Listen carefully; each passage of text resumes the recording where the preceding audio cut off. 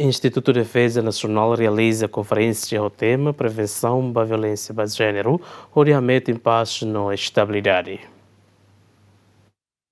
Instituto de Defesa Nacional realiza conferência em Salão Auditoria Quartel-Geral FFDTL, o tema Prevenção da Violência baseada em Gênero, nebe foculiu ba estratégia sira badame, segurança no igualdade de gênero. Diretor Executivo Instituto de Defesa Nacional Nuno Corvelho hateten, conferência importante, também focaliu ba prevenção da violência, também instituição de defesa laos det colhe com a segurança no defesa det, mas be sainudar pilar ida nebe atu continua promove, o dibele garante disciplina no integridade membros siranian, pode reflete profissionalismo e a instituição laran no mos e público. Primeiro de tudo, tanto o ciclo de conferência na net, a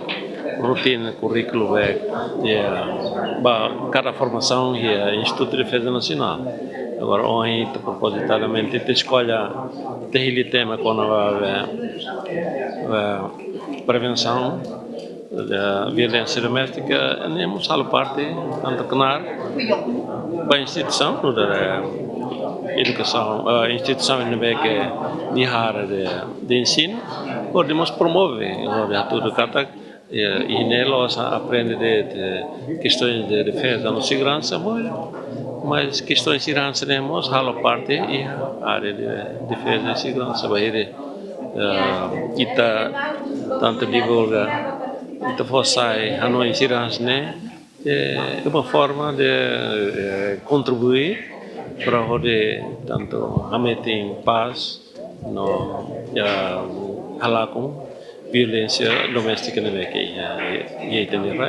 no fatem ser neve Tuir Nuno Corvelho, conferência sirane laos badeit ba membro FFDTL, mas bem naklokemos ba público atu bele acompanha o de implementa conhecimento sira e a ideia da Moris. Se fosse para militar, assim que me hanoren de tia classe lá. Mas bem para além de tanto gestão de defesa e segurança